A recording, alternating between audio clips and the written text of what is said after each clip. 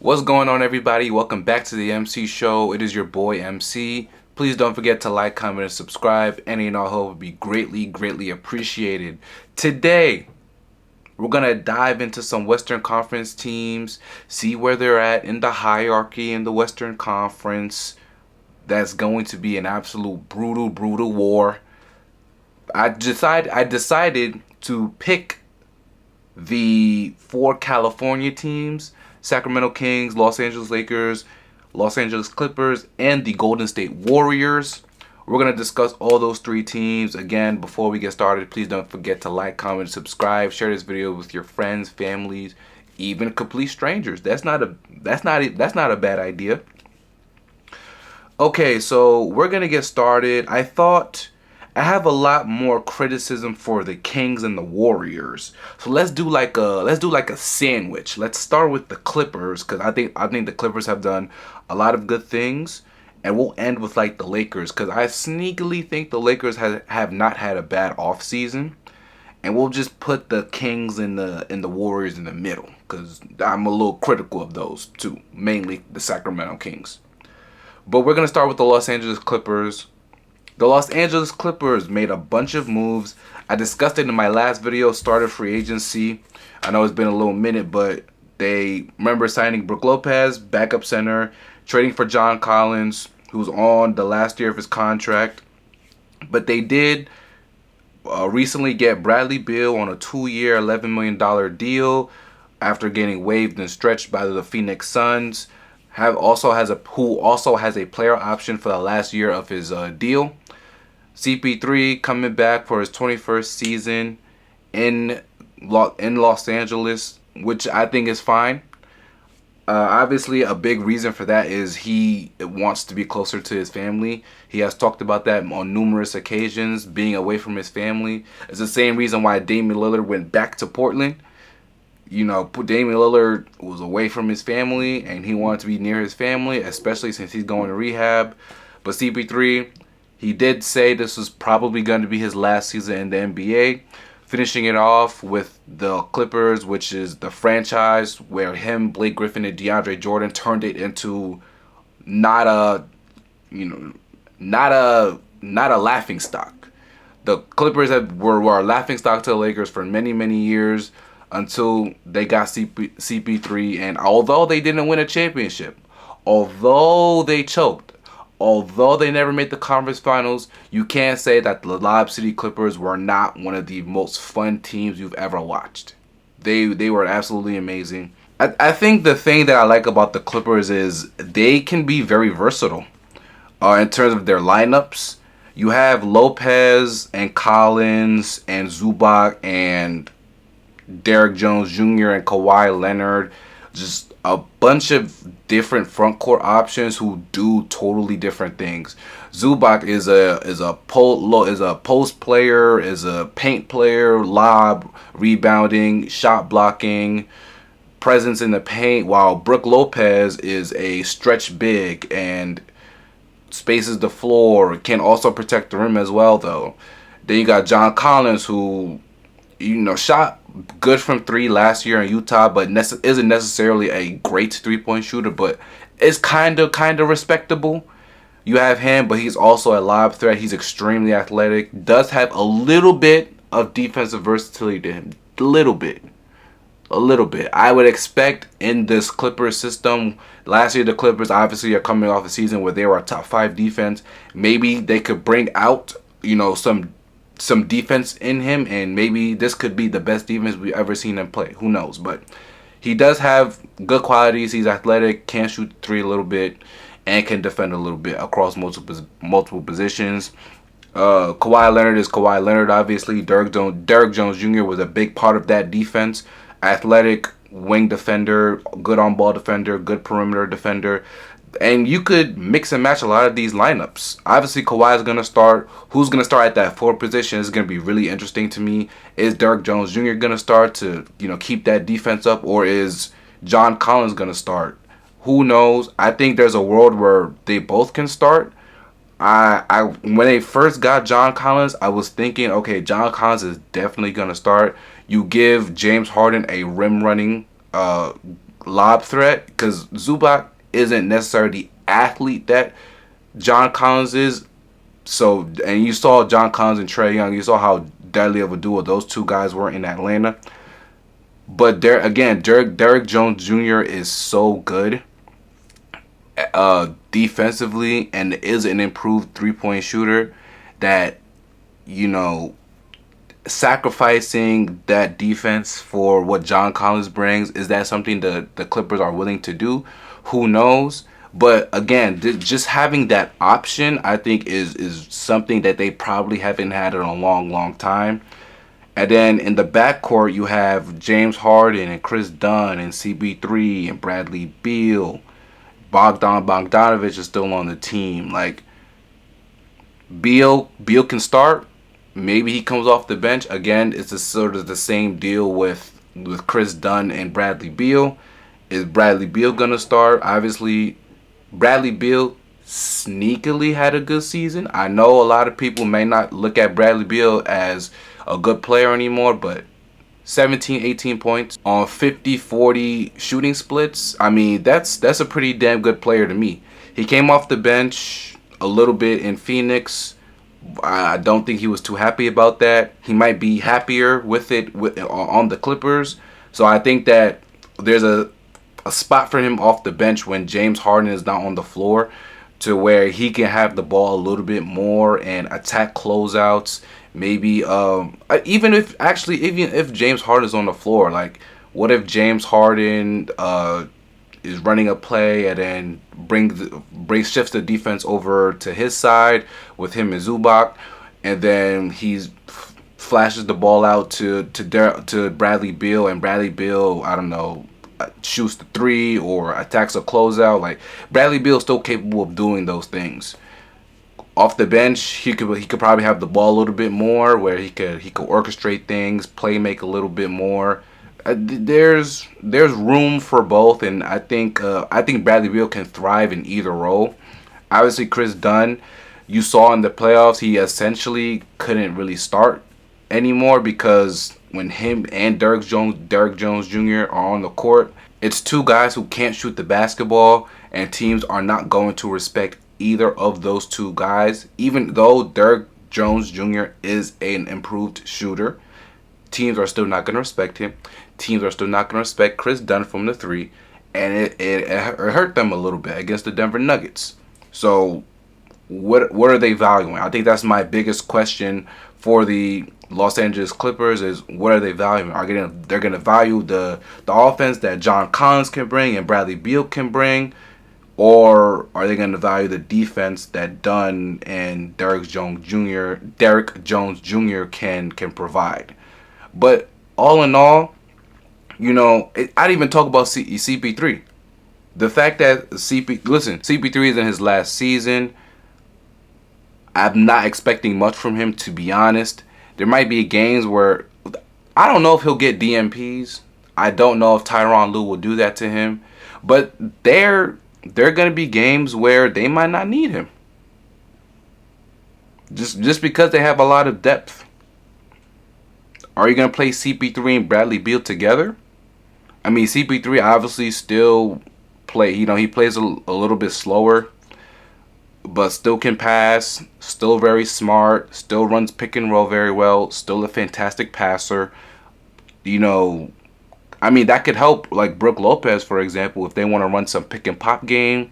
Maybe some John Collins. He can get John Collins some lobs as well. He can get Bradley Beal some open shots as well. You know, it's going to be interesting. Well, seeing how CP3 is going to be used, but I don't think he's going to be used much. Maybe he has a game here, a game there throughout the regular season, but I don't think the Clippers are going to be using him in a big way. But again, just having that option, I think is completely fine. Stacking as much talent as you can in this really stacked Western Conference is never a bad idea, in my opinion. So having all these options, having all this versatility, having all this diversity within their offense, within their roster, I think it's an absolute plus. They've done a good job at not overpaying guys, Bradley Beal, 11 million. CP3, I forget how much money he's got, but like he's not getting more than 10 mil. I know that for a fact. James Harden has a partially guaranteed on the second year of his contract, and after re-signing this offseason, John Collins again is on expiring. Like contract wise, roster wise, I think the front office has done a very, very good job. There's obviously this whole ordeal sort of matters. Not sort of, it does matter. The Clippers can be a really, really, really, really good team. I honestly think their ceiling, their absolute ceiling, is probably conference finals. But that all depends on if Kawhi Leonard can be healthy. Can Kawhi Leonard give the Los Angeles Clippers 60 games? Do you trust Kawhi Leonard to give you 60 games? Even 58. That's as low as I can go. Can you trust Kawhi Leonard to give you 60 games in a season and be healthy enough for when April comes, the playoffs come in April? Can he still be that guy that we've seen before? Because that's all that's predicated. I understand last season that, with the defense and with James Harden and Norman Powell both playing at all-star levels, Zubac improving as much as he did last season, they were able to stay afloat for the most part because of their defense and because of those guys playing at all-star levels. But their best stretch of the season came when Kawhi Leonard came back healthy and started playing at an MVP level. He was playing fantastic in the last month, maybe 2 months of the regular season. So their ceiling increases if Kawhi Leonard is healthy and can give them vintage Kawhi Leonard. That's all this is predicated on. But maybe this is a hot take or whatever. I'm not a hot take person, but maybe I'll shoot one right now. I believe the Clippers can be the second best team in the Western Conference. I do believe that. Again, there's a lot of factors, and the biggest factor is Kawhi Leonard. Understand that he hasn't been healthy for a majority of this Clippers career, but I'm being optimistic here. And if Kawhi Leonard can play 60 games, and if he can play a lot in the second half of the season, I do believe that they have enough on both sides of the floor to be better than Denver and to be better than Houston. If you disagree with me, let me know down below in the comment section. But I've actually liked what the Clippers have done. Contractually, roster building wise, I think they have versatility on in their front court, a little bit in their back court. I like what they've done. I think they've been really solid. Okay, the Golden State Warriors. All right, guys, I want you guys to look at my Golden State Warriors note card. Can you guys see that? You guys can't. Okay, you guys see that? Literally nothing. The Golden State Warriors have literally done nothing. They're the only team to do nothing this entire season, this entire offseason. What are they doing? What y'all waiting for? The Warriors, what y'all waiting for? Can you please give your fans something to be excited about? You know what I'm saying? I understand that restricted free agency can be a little bit of a pain in the butt.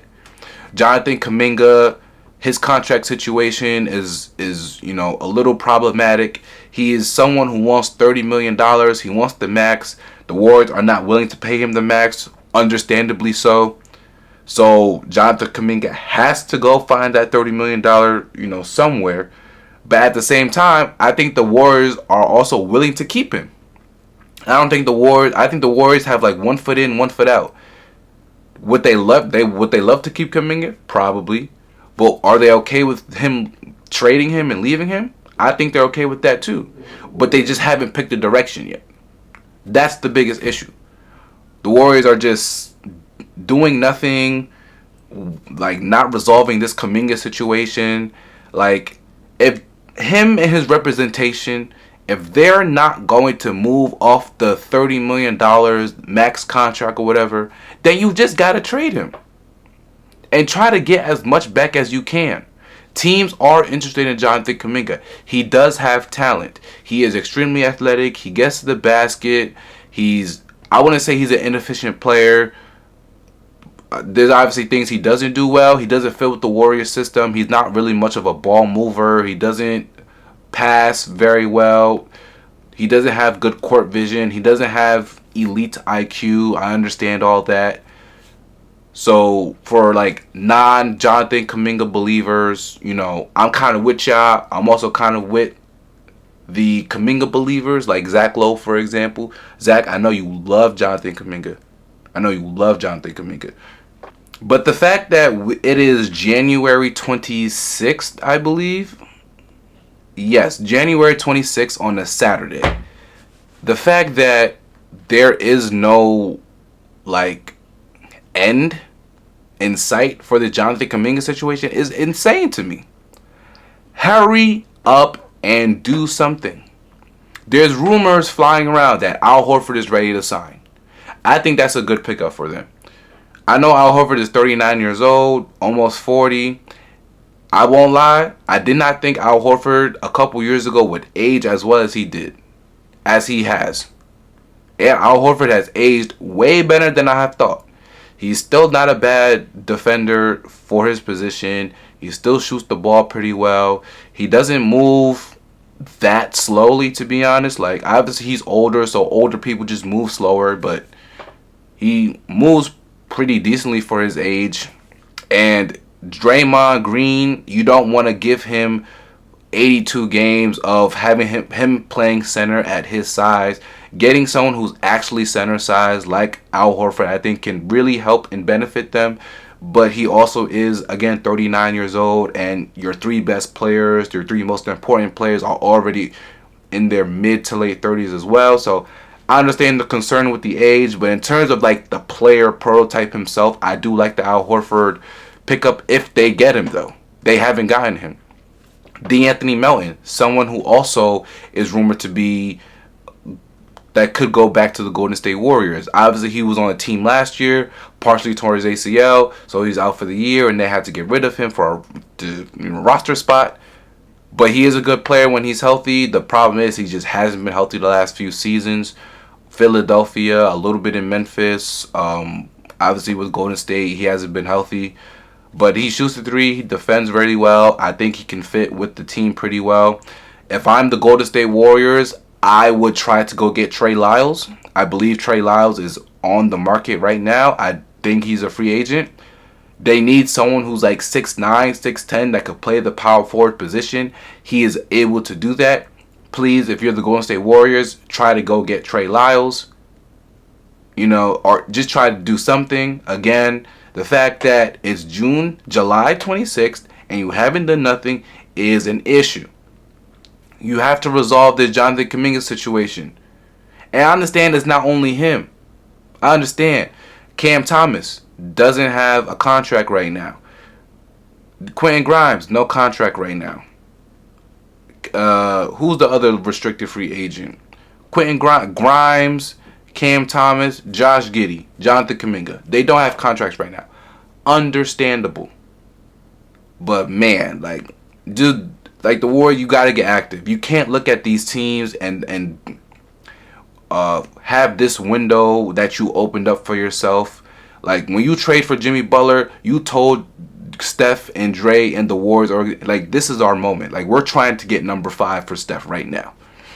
You have to do something. You can't sit by and be just, doing nothing, just being we'll wait for this Jonathan Kuminga situation to, resolve itself, and then we'll sign everybody. Well, you're not resolving the situation. Warriors, do something, please. Moving on now to the Sacramento Kings, who they have made some moves, signing Dennis Schroeder to that 3-year, $45 million deal. Why did they do that? I don't know. But my biggest thing with this team is, what the hell is this team? That's my thing. What the hell are the Sacramento Kings? Guys, I'm gonna tell you this right now. I was jotting down their starting lineup. This is what I jotted down: DeRozan, Murray, Sabonis, Ellis, and Schroeder. Y'all say anything wrong with that picture? Yes, I did forget Zach LaVine. That's how irrelevant the Sacramento Kings have been to me. That I forgot Zach LaVine, who had a good season, by the way, who actually played pretty well. And when you look at both the teams that he was on last season, I just forgot, cause it's the Sacramento Kings. How could you remember? So scratch Schroeder. I guess Schroeder's their sixth man. Because to me, Ellis might be their best defender on the team. He's so good. I don't think you can not afford to sit him. I think he's too good. I understand that his shooting can be spotty, but I just think that defensively you're not gonna find anyone better. DeRozan is DeRozan. Murray, can he bounce back to what he was before? In his rookie season, he declined a little bit. Last season, can he get back to what he was in his rookie season when he made the most threes in NBA history as a rookie? Sabonis is Sabonis. I don't know what this team is. They fired Mike Brown for no reason. Last season they did finish 7th in offense, 22nd in defense. Their bench is gonna consist of Devin Carter, who knows what Devin Carter is gonna be. I think he can be good though. Malik Monk, obviously a really, really good bench player. Dario Saric. What the hell am I supposed to do with that, bro? How the hell am I supposed to analyze a team that might have to play Dario Saric? I'm sorry. Dario Saric, when he was on the Philadelphia 76ers, really, really good. When he was on the Phoenix Suns, really, really good. Just hasn't been as good lately since the Phoenix days. I don't know how to analyze this team. They just look so sad. Sacramento Kings fans, let me know, how sad are you that your team is gonna be starting LaVine, Ellis, Sabonis, Murray, and DeRozan? Sacramento Kings fan, tell me how sad your team is. You fired your coach, who brought you to the playoffs for the first time in 50 million years. You got a new front office. Maybe they do good work. Who knows? You made a draft pick. Cool. We'll see what he turns out to be. We'll see what Devin Carter turns out to be. You traded for Saric, who I don't know what the hell he's going to do on the team. And you're in the Western Conference. The bloodbath that is the Western Conference. 2 years ago, this team looked like it was finna be one of them ones. And now, they just look like a bunch of buffoons again. You thought they righted the ship. You thought after a bunch of years of buffoonery, the Sacramento Kings have finally straightened their ship and they're going upward. And somehow in 2 years, after going upward, they decided to just you know what? Let's just go straight down. I don't get it. Why would they do that to themselves? I don't know what to make of this team for real. I was really trying to, what are they good at? They were 7th in offense. I expect them to be good offensively or decent offensively again. I expect their defense to be bad again. Sabonis, as good as he is, cannot anchor an elite's defense. He's just not that kind of player, and you don't have the players around Sabonis to supplement his defensive limitations. The Denver Nuggets were able to make a top 10 defense the year they won a championship with Jokic as their center. The Rockets were able to make a top 5 defense last season with Alperen Sengun as their center.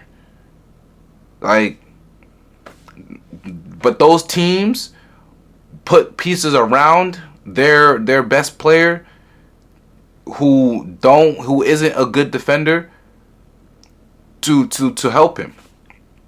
And the Sacramento Kings have not done that. They fired Mike Brown, who was now the coach of the Knicks. I don't know. I don't know. It just seems really, really sad the past couple seasons since that fantastic 2023 season. It's just been really sad to think about the Sacramento Kings, how they've spiraled downwards. And you know what? It doesn't help. It doesn't help that Tyrese Halliburton, who you drafted, just led his team to the NBA Finals and actually almost beats the number one team in the Western Conference. Your conference. Man, they traded Davion Mitchell, who's good. They traded De'Aaron Fox, who's good. They traded Tyrese Halliburton, who's good. Why would they do that? Y'all ever just thinking about like stuff, and then out of nowhere you're just like, yo, why did the Sacramento Kings trade Tyrese Halliburton, Davion Mitchell, and De'Aaron Fox? Why would they do that? Why would they do that to themselves? They don't like. Are they trying to be buffoons? I don't get it. Why would they do that to themselves? It's very puzzling. Like I can't think of an answer. Well, listen, Scott Perry again, new general manager. We'll see what he does, but this team is just, you know what, we're done. I don't want to talk about the Sacramento Kings anymore. To finish my Western Conference sandwich, though, we will talk about the Los Angeles Lakers, who signed DeAndre Ayton after getting brought out of the Portland Trailblazers. Whoop whoop. Shout out to the Portland Trailblazers. I know you definitely wanted that. But they did sign Jake LaRavia, and just signed Marcus Smart a few days ago after him getting brought out of his contract in Washington.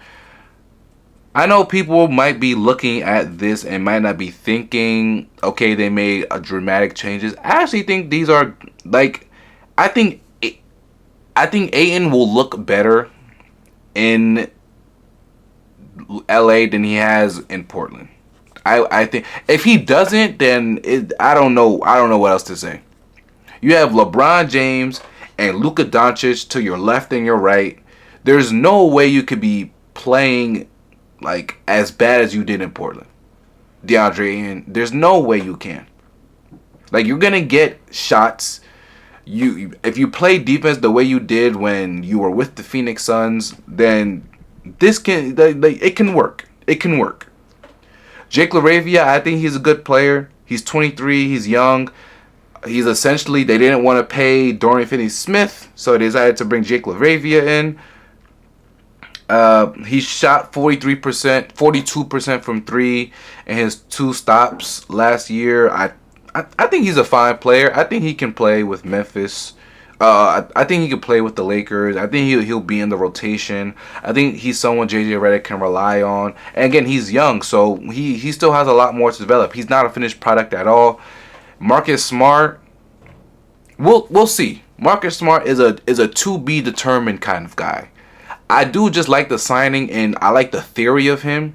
Someone who can guard up in multiple positions.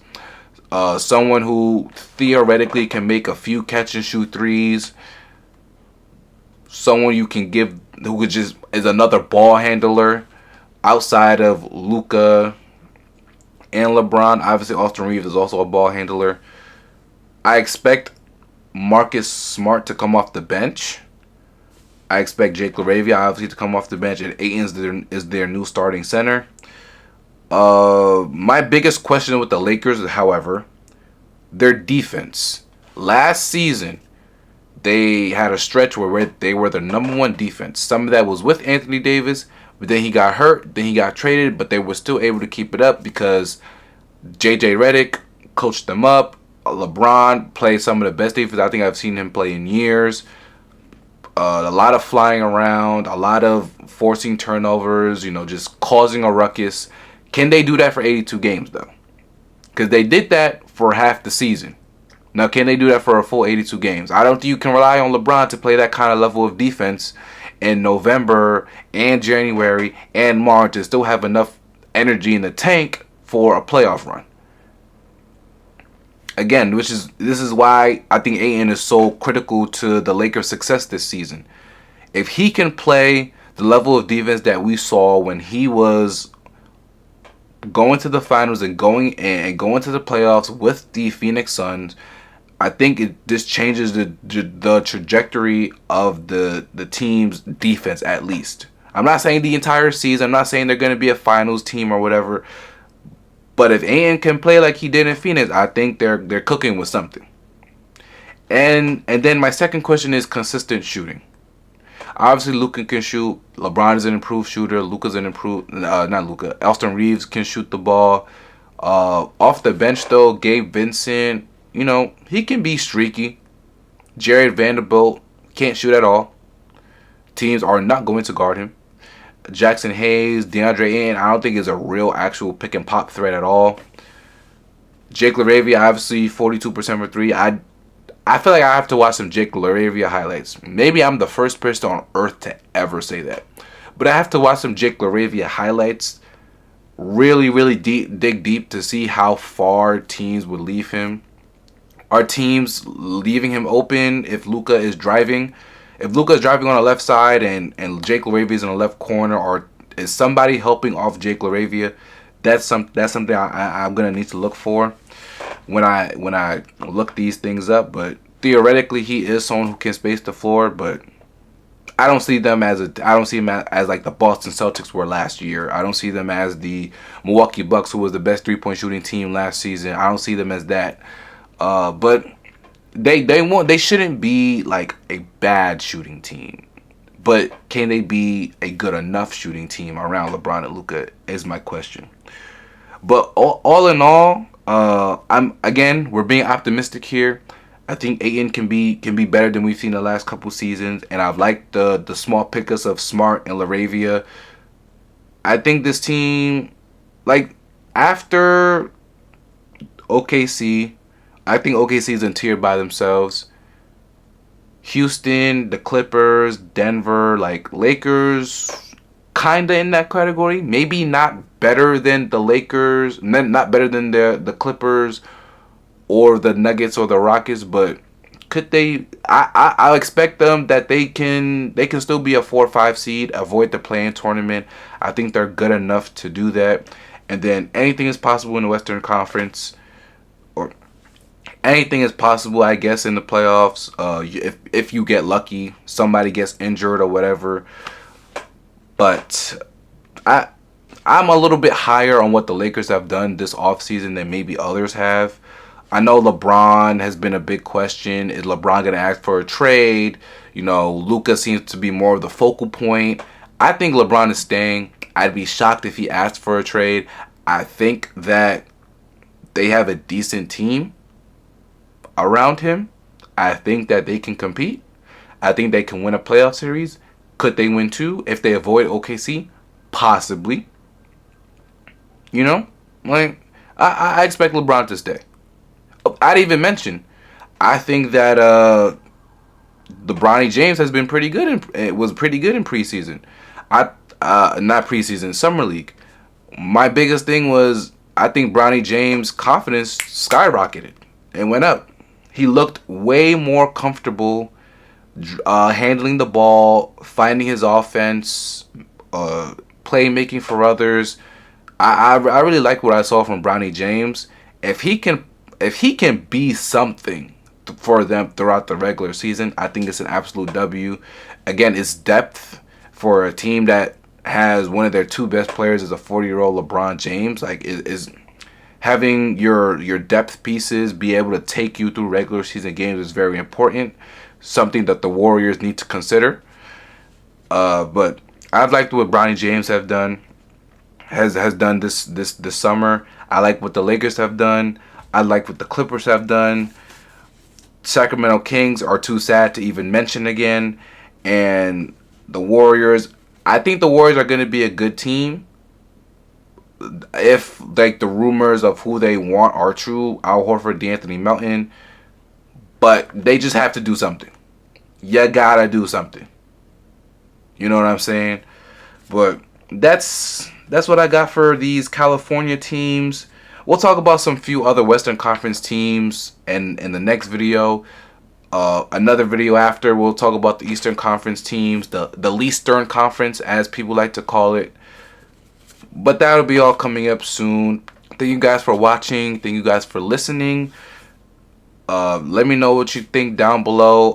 Are you fans of any of these teams? What do you think about their rankings in the Western Conference? Let me know down below in the comments section. Please share this video with your friends, families, like, comment, and subscribe. And I'll see you guys next time. Peace.